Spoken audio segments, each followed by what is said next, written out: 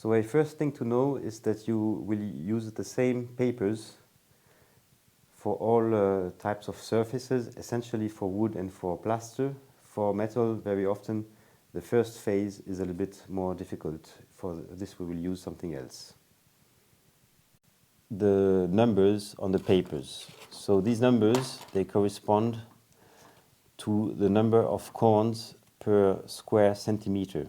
So so it's written on the back, so this 0 corresponds to 60. And you can feel really in the texture, you can really feel this difference of thickness of corns.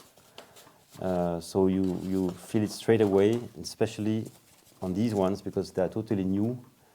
You can see that they have different textures. So this is the raw one, this is the middle one, and this is the fine one. And it goes for the same for the normal paper. You have the references on the back of the paper. So the maximum level of fine paper is 600. So, and by the way, the finer, the higher the number is, the more the papers will get used.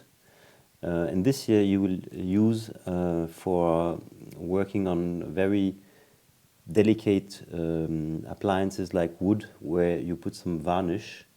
So this is not to forget, very good paper, 600.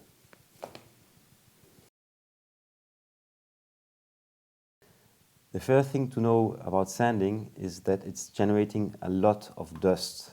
So you have to be extremely careful when you're sanding. Like, imagine we would like to sand this table here.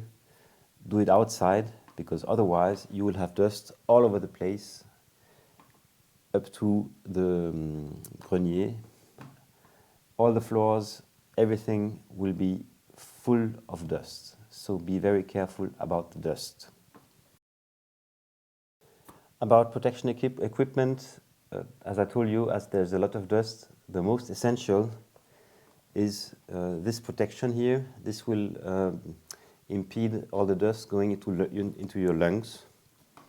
So it's really important to wear them, especially when you're working inside or when you're dealing with big surfaces. So on the videos you didn't see me wearing this, but it was because it was outside or because the surfaces were rather small. So this is the first thing to do. This protection is really very important. Second protection is the gloves. Gloves, they will protect your hands. This is the first reason. Take maybe gloves which have a certain thickness, because this will also reduce the vibration you feel. I can tell you, when I sanded my stairs, it was a very heavy work, and I was happy to have these gloves because it reduced the vibrations. At the end of the day, I was vibrating myself. So that's the basic equipment.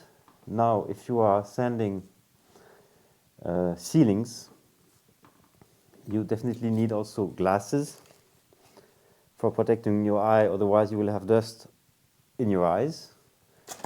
And I also recommend you to put this. You can also use a baseball cap you put on the false or direction. But when you're making ceilings, you will be necessarily sometimes right below the surface you are sanding, and you will be full of dust. That's why you need this equipment.